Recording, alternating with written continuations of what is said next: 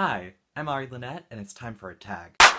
So for today's video, I'm going to be doing the Geeky Makeup Tag by the wonderful Alex the Alchemist here on YouTube. Now, I'm actually subscribed to her channel, and when I saw this video pop up in my subscription feed, I was like, ooh, this is something I could potentially do. So I watched the video, and I really loved the tag, and I really loved the thought behind it, that it was very specifically tailored to people surrounded by fandom. And as someone that used to be one of those people, I've definitely lessened in that in recent years. But I still have a bit of a history with fandom, so I thought it would be an interesting tag to do today. So if you would like to see me do this tag, then don't go anywhere, because I've got 8 questions and I will be answering them sometime during this video. So this tag is split into fandom related questions and then ones that tie more specifically into makeup, linking to fandom. So the first question is, what is your favourite fandom? Oh my goodness. Peak Monster High fandom was everything. Especially around 2011, 12, 13, 14, when it was really at its peak. But even when the reboot started up, I feel like the fandom around that time was just really eclectic, and there were a lot of people making original characters, there were a lot of people sharing their hauls and just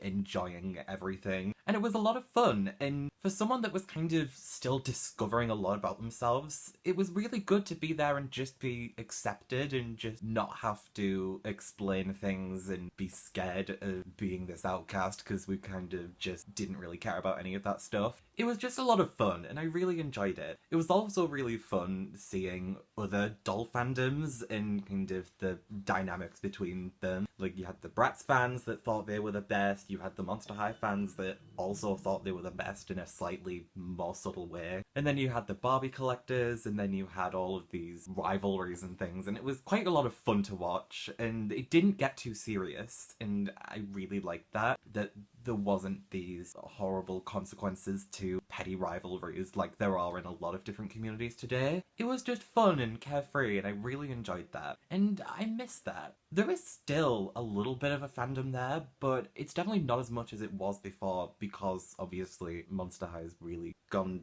down, and I don't even know if it's still a thing. But back in the day, it was a lot of fun. Question 2. What fandom are you just getting into? Now, I'm going to be honest, most of my fandom related antics are behind me now. I think it's because I just respond differently to it nowadays. I kind of feel a lot more intimidated by fandoms. I feel like times where I've tried to dip into things, it's just gotten to the point where I'm like, yeah, I can't deal with this. To an extent, fandoms kind of terrify me. Like, to this day, I only fear 2 things: death and BTS stans. But I still kind of get into little pockets of fandom. I've been getting into a lot of commentary about animated films, like the Disney and Pixar and DreamWorks and the knockoff films that come from that. I've been getting into a lot of video essay formats I've been really enjoying. I've also been getting very heavily into pop music. Like, obviously I've always been a fan of pop music, but now I'm getting into more obscure and just more interesting different artists and songs, and I'm really enjoying that side of things. And then also exploring classic pop music. I've just been really enjoying that. I feel like a lot of my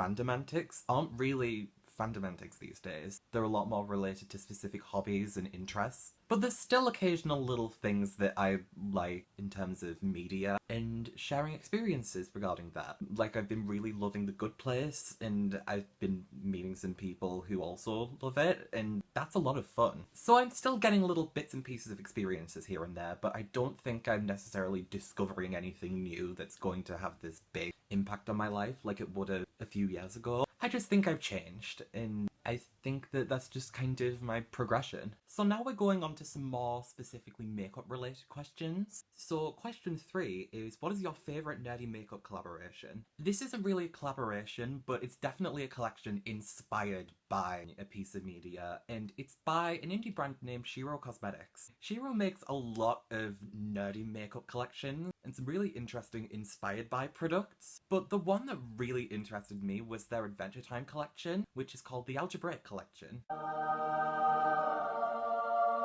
There are 10 loose eyeshadows, and each one is themed to a specific Adventure Time character. And what I love about this collection is that the colours are so true to the characters. You can look at that colour and be like, oh, that represents Bubblegum or Ice King. Like, it makes sense. And I really like that this stuck true to those characters. Another thing I really love is the names. Like, what other eyeshadow collection could have a shade called You Want These Lumps?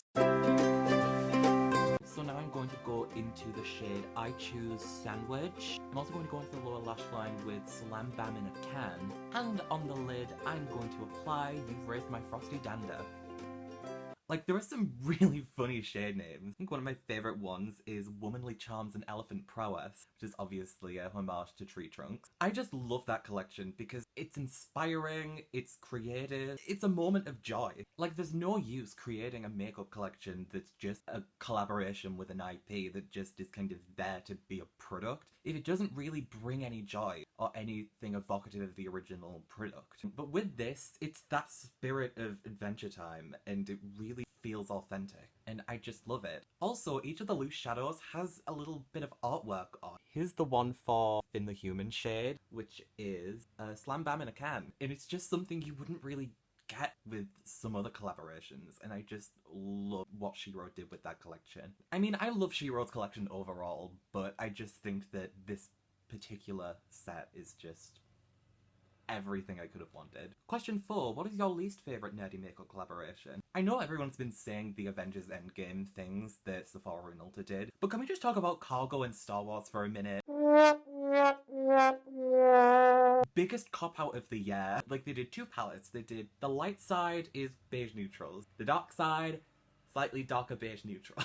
Like, come on! For something like Star Wars, which is such an eclectic universe, and they've had, like, years and years and years of development of all of these different characters, planets, technology, just so much out there, and you just go with these basic palettes that don't really correlate to the world of Star Wars. Like, you could have had colours inspired by the lightsaber, inspired by the weaponry, the architecture, the planets they go on, the robes. Like, you could have had so much there to work with, and Cargo just went with the most basic option of doing light neutrals, slightly darker light neutrals. It baffles me how they couldn't have come up with something more exciting. It feels like there was no real thought to it. Question 5. What would be your dream nerdy makeup collab? Okay, I'm not gonna say Ever After High because I did make a custom Ever After High palette, and you want to see that, the video's on my channel. But in terms of a nerdy makeup collaboration, I'm surprised that they haven't done something with Toy Story 4. I'm surprised that hasn't been shipped out as a makeup idea. Like, especially considering they brought back Bo Peep. Like,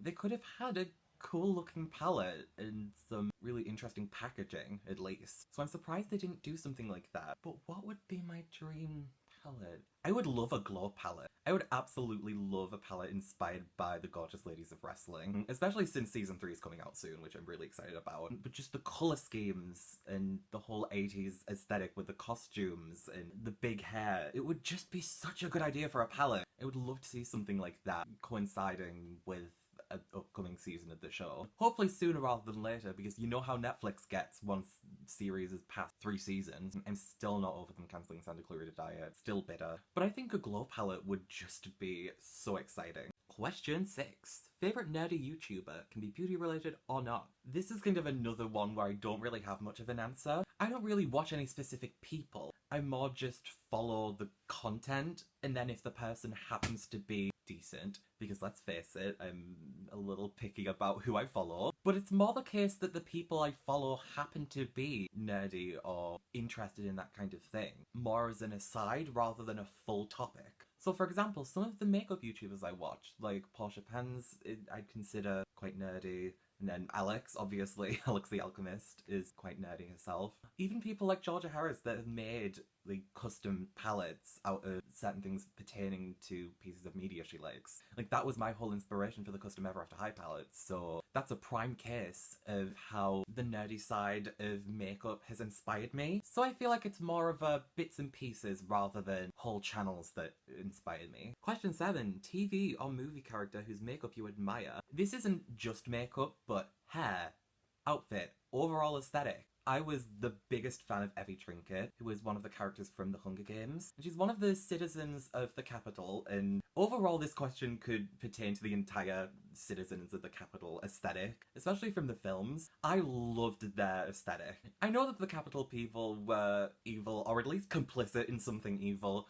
but god, they were stylish. I loved their hair and the makeup and the weird outfits they were wearing, and I just loved it. And I especially loved everything Effie wore.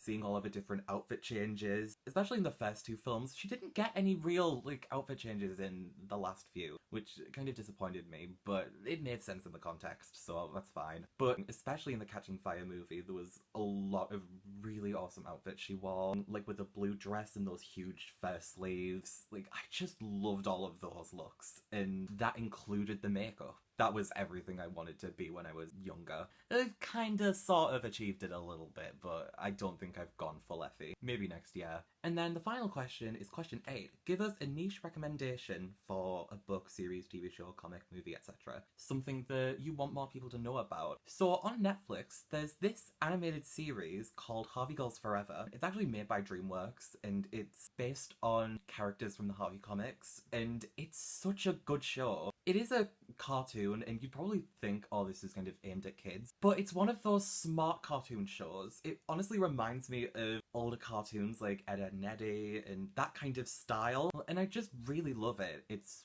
funny, it's smart, it's got a lot of good jokes, it's got a lot of good characters. I just really love it, and I'd recommend anyone who needs a pick-me-up to watch that. So that's Harvey Girls Forever on Netflix, and please watch because it's awesome. So that's all for the tag. So I really like this tag, and I'm actually going to tag some people just over here. If I have tagged you, don't feel responsible or anything, but if you do want to do this tag, feel free. And even if I haven't tagged you, feel free to do it. I'd love to see what other people think, and I just think this is an awesome tag, and I think Alex did a great job putting together these questions. I think it's just something really nice, so I'd like to see more people do it. But that's all for the tag today. Thanks for watching this video. I've been Ari Lynette. You've been amazing. Now go watch Harvey Girls Forever, because it's good. Thanks for watching. If you like this, give it a thumbs up and come say hi in the comments. You can find me on Twitter at AriLynetteWork and on Instagram at AriLynette. And don't forget to subscribe to the channel. Love you for watching.